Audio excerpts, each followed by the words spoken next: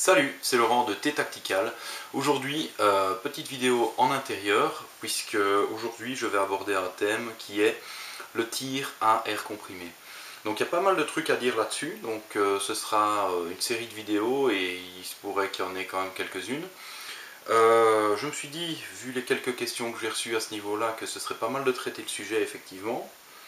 Mais surtout, il y a un relatif vide au niveau de la technique qui est liée au tir à air comprimé, particulièrement dans les ressources en français. Donc je me suis dit que ça pourrait être pas mal de revoir un petit peu un certain nombre de principes de base, histoire d'y voir un petit peu plus clair. Et notamment au niveau des différents modèles qui sont vendus, il y a beaucoup de chiffres qui circulent, il y a beaucoup de légendes qui circulent. Mais en réalité, ça peut être bien de connaître un tout petit peu la physique qu'il y a derrière, par exemple, pour pouvoir calculer vous-même les chiffres clés vraiment des modèles que vous allez éventuellement vouloir acheter ou sur lesquels vous vous renseignez. Donc ça va être un petit peu le but ici. On va partir vraiment du début, on va parler des notions de base, je vais vous donner des options qui sont pas mal pour s'initier au tir et particulièrement au tir à air, mais qui sont aussi des bonnes méthodes pour s'améliorer dans toutes les formes de tir. Donc voilà un petit peu pour ce qu'on va faire. Qui dit tir dit sécurité, parce que ici on va utiliser des armes à air comprimées qui ne sont donc pas des jouets, qui peuvent provoquer de sérieuses blessures, voire même le décès dans les cas dramatiques. Donc il est très important que quand on utilise ce type de matériel, on observe les mêmes règles de sécurité que pour les armes à feu. Deuxième chose, il est important aussi de se protéger au niveau personnel, c'est-à-dire porter des lunettes et si vous êtes sur des carabines qui sont assez puissantes, vous allez voir que ça fait pas mal de bruit, donc ça peut être intéressant aussi de porter des protections auditives. Sur les armes à air comprimé, donc, première chose qui me paraît importante à signaler, c'est ce qu'elles sont et ce qu'elles ne sont pas. Première chose qu'elles ne sont pas, les armes à air comprimé ne sont pas des jouets. Contrairement à ce que pensent certains tireurs qui tirent à l'arme à feu, les armes à air comprimé ne sont pas réservées aux fêtes foraines. Je tire moi-même à l'arme à feu, je tire aussi beaucoup à l'air comprimé. C'est deux mondes qui sont tout à fait complémentaires. Mais les armes à air comprimé arrivent à des puissances qui peuvent être assez grandes, qui peuvent sans problème causer des blessures graves, voire même dans les cas catastrophiques des décès. Donc ça se traite avec respect, en respectant les mêmes règles de sécurité que pour les armes à feu et en portant des protections qui sont adaptées, donc protection oculaire et éventuellement casque anti-bruit. Deuxième chose que les armes à air comprimé ne sont pas, c'est des armes de chasse. Alors, j'en entends déjà qui vont éventuellement gueuler un petit peu, mais si effectivement les armes à air comprimé ont une possibilité technique d'être des armes de chasse, elles ne le sont généralement pas dans nos régions, tout simplement parce que c'est interdit. Je prends le cas de la Belgique, il est interdit de chasser à l'arme à air comprimé, donc on ne le fait pas. Je ne sais pas comment ça se passe en France, n'hésitez pas à me contacter si vous avez des infos là-dessus. Je sais qu'en Angleterre, par exemple, c'est autorisé, mais jusqu'à une certaine énergie cinétique, sinon ça passe dans la catégorie arme à feu. Je pense qu'ils sont limités autour de 16 joules. Ça reste destiné à du petit gibier, tout simplement parce que les puissances sont adaptées à du petit gibier. Si on veut monter vers des trucs plus costauds, il existe bien quelques modèles rares et chers qui permettent de chasser notamment le sanglier, mais on arrive dans des gammes de prix et dans des logistiques qui dépassent largement l'arme à feu. Donc l'arme à feu pour la chasse reste la plus adaptée. Troisième chose que les armes à air comprimées ne sont pas, c'est des armes à feu. Alors ça paraît évident comme ça, mais il y a beaucoup de gens qui ne peuvent pas s'empêcher de comparer. De la même façon qu'il y a beaucoup de gens qui s'imaginent qu'avec une arbalète ils peuvent faire le boulot d'une carabine en arme à feu, on ne fait pas le boulot d'une arme à feu avec une arme à air. Donc ceux qui se disaient que ça serait intéressant comme arme de défense, vous pouvez tout de suite l'oublier. Effectivement c'est dangereux, effectivement ça peut blesser voire tuer, mais dans une situation d'urgence, c'est pas là-dessus que vous voulez vous fier pour défendre votre vie. Une arme à air comprimée, c'est pas fait pour ça. De la même façon qu'une arbalète, effectivement, se prendre un trait d'arbalète, ça fait pas plaisir, mais c'est pas non plus fait pour la défense. Donc, ça, il faut l'oublier. Autre argument qui peut venir éventuellement en ligne de compte, c'est de dire oui, mais une arme à air ça peut être dissuasif. Alors là, c'est mon avis, mais même chose, oubliez ça. Une arme à air comprimée, une arme à blanc, une arbalète, ce genre de truc, oui, ça peut être dissuasif, mais imaginez que vous vous retrouvez avec une arme à air comprimée face à quelqu'un qui est armé d'une arme à feu, vous le menacez, éventuellement lui va tirer, si lui tire, vous allez vous en prendre une et vous n'avez pas la capacité de répondre. Donc l'arme à air pour le côté dissuasif, personnellement je déconseille, vous oubliez. Donc l'arme à air n'est pas une arme à feu et ça ne se compare pas. Quatrième point, ce que les armes à air sont. C'est très simple, une arme à air c'est une arme qui va être une arme de tir à part entière, des gens qui passent leur carrière à ne tirer qu'à l'air comprimé. C'est une méthode d'entraînement éventuellement pour s'améliorer avec les armes à feu aussi. C'est très ludique, c'est quelque chose qui est vraiment agréable. Les armes à air vous permettent aussi de tirer dans une certaine variété d'endroits, pourvu évidemment que le contexte soit sécurisé. Je vous rappelle, renseignez-vous sur vos lois locales avant de faire n'importe quoi. Mais donc l'arme à air par rapport à l'arme à feu va donner un petit peu plus de liberté, va aussi permettre de s'entraîner à moindre coût, puisque une boîte de plomb ça coûte vachement moins cher, même des très bons plombs, que des boîtes de balles. Donc ça va être ludique, ça va être assez bon marché pour s'entraîner, ça va être une bonne façon de s'entraîner aussi au tir à feu en fait, mais dans des conditions qui sont peut-être un petit peu plus accessibles à tout le monde. Et aussi, suivant le pays où vous êtes, vous allez pouvoir vous procurer une arme à air comprimée sans une flopée d'autorisation comme ça pourrait être le cas pour les armes à feu. De nouveau, là, ça dépend un petit peu d'où vous êtes. Renseignez-vous sur les lois qui s'appliquent chez vous et sur ce que vous pouvez acquérir légalement.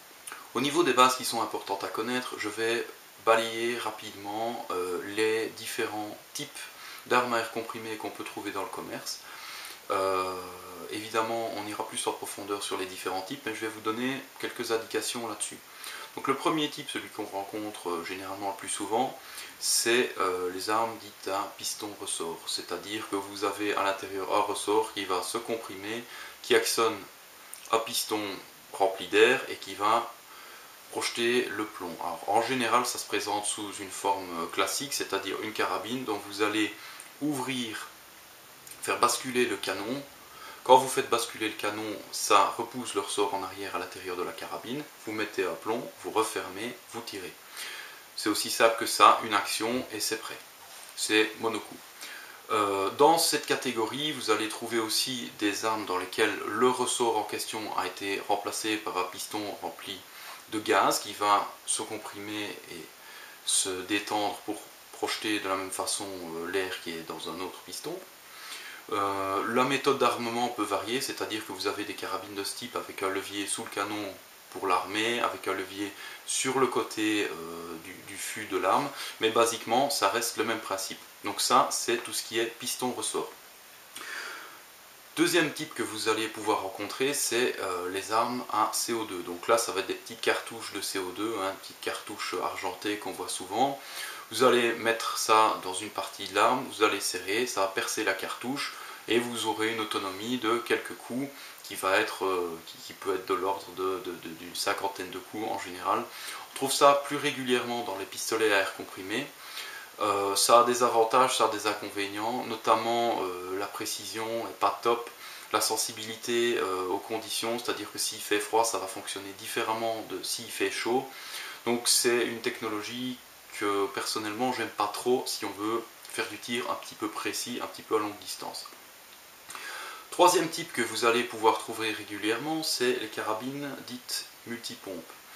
Donc là, c'est des carabines qui vont être de nouveau sous la forme d'une carabine et sous le canon, en général, vous avez le fût que vous pouvez ouvrir et vous allez pouvoir pomper plusieurs fois. En général, vous pouvez pomper entre 3 et 10 fois. Suivant combien de coups de pompe vous allez mettre, ça va donner une puissance plus ou moins grande à votre tir. Et ça a pas mal d'avantages. Le désavantage, c'est que les puissances sont relativement limitées. L'avantage, c'est que vous n'avez quasiment aucun recul avec ce type de carabine. Parce que tout simplement, il n'y a pas de pièce mobile dedans. contrairement au carabine piston-ressort où le piston va être projeté en avant, provoquer un premier effet de recul et venir buter au moment où le plomb est projeté et provoquer une deuxième secousse. Donc là, il va y avoir besoin de méthodes spécifiques pour pouvoir tirer avec ça. Donc par contre, la troisième catégorie dont je vous parlais, les multipompes, vont avoir l'avantage de ne pas avoir de recul, d'être relativement facile à armer, et pas besoin d'être fort comme un colosse. Si on ne sait pas, on ne pompe pas trop, et ça permet de faire varier aussi la puissance et le bruit qu'elles font. Ça, c'est la troisième catégorie. La quatrième catégorie, alors là on arrive un petit peu dans les trucs plus chers, mais qui sont vraiment la Rolls, c'est la catégorie des PCP. Donc c'est des carabines à air comprimé qui vont avoir un réservoir d'air comprimé qui se recharge avec une bonbonne de plongée, par exemple, une bouteille de plongée, pardon, ou avec une pompe à haute pression à main qui ressemble un peu à une pompe à vélo. Mis à part le fait que les pressions qui sont dans ce genre de carabine, c'est de l'ordre de 200 bars ou plus. Donc on n'atteint pas ces pressions-là avec un compresseur pour les pneus ou avec une pompe à vélo. Ça nécessite du matériel spécialisé. Ce qui amène donc des coûts supplémentaires. Les PCP sont les plus chers. Maintenant, c'est aussi les plus performantes, c'est-à-dire que c'est là que vous avez les plus grandes puissances, vous avez des précisions qui sont exceptionnelles, une portée qui est exceptionnelle. Le problème, c'est que la carabine en elle-même va avoir déjà un certain coût, et le matériel pour remettre l'air dedans, que ce soit la bouteille de plongée ou la pompe, va avoir aussi un certain coût. Si c'est une bouteille de plongée, il faudra occasionnellement aller la faire recharger, par exemple dans un magasin de plongée, et donc tout ça engendre certains coûts. Maintenant, il faut savoir que ce genre de matériel, vous avez des autonomies. Une fois que vous rechargez la carabine, vous allez peut-être pouvoir tirer 20, 25, 50 coups. Ils sont d'une grande précision. Et puis, vous devez recharger avec votre bouteille de plongée, mais votre bouteille de plongée va vous permettre de recharger peut-être la carabine 15 ou 20 fois. Donc vous avez une certaine autonomie. Et ça a le mérite de ne pas vous demander un travail de dingue entre chaque tir. Vous n'avez pas besoin de forcer, vous rechargez, vous pouvez tirer plusieurs plombs à la suite de manière très précise, donc ça permet d'obtenir des résultats qui sont très très agréables. Donc voilà un petit peu pour aujourd'hui, ça c'est vraiment l'intro. J'ai vu quelques notions de base, on va voir les choses beaucoup plus en profondeur au fil du temps, mais pour l'instant ça va être tout. Donc en attendant, vous pouvez continuer à me suivre en vous abonnant à la newsletter, donc en allant sur t-tactical.eu. Sur la droite, vous trouvez un cadre dans lequel vous pouvez remplir votre nom, votre adresse mail, envoyer, et à ce moment-là, vous êtes abonné à la newsletter, vous recevez les nouvelles vidéos et les news au fur et à mesure qu'elles sortent, et la date de formation. Deuxième possibilité, vous allez sur t-tactical.eu, toujours. À droite, vous trouvez un cadre qui lie à ma page Facebook, sur laquelle vous pouvez toujours rajouter un like, parce que ça fait toujours plaisir. Troisième possibilité, vous pouvez en haut à droite, quelque part par ici, sur cette vidéo, cliquer sur le bouton rouge qui permet de s'abonner, et donc là, comme je viens de le dire, vous êtes abonné aux vidéos et vous recevez de YouTube mes nouvelles vidéos au fur et à mesure qu'elles sortent. Je vous rappelle aussi qu'il y a encore des dates de formation qui sont sorties. Donc la prochaine aura lieu le week-end du 31 janvier et du 1er février. C'est tout un week-end. On va y voir certaines manœuvres tactiques, évidemment des premiers soins au combat, et on va y aborder la défense. Donc c'est la formation T3C plus défense. C'est un stage avancé, mais qui reste accessible pour la plupart des gens, donc n'hésitez pas à venir voir sur t-tactical.eu ou à me contacter si vous voulez plus d'informations. Donc voilà, je vous laisse pour aujourd'hui et à bientôt sur t-tactical.eu. Ciao ciao!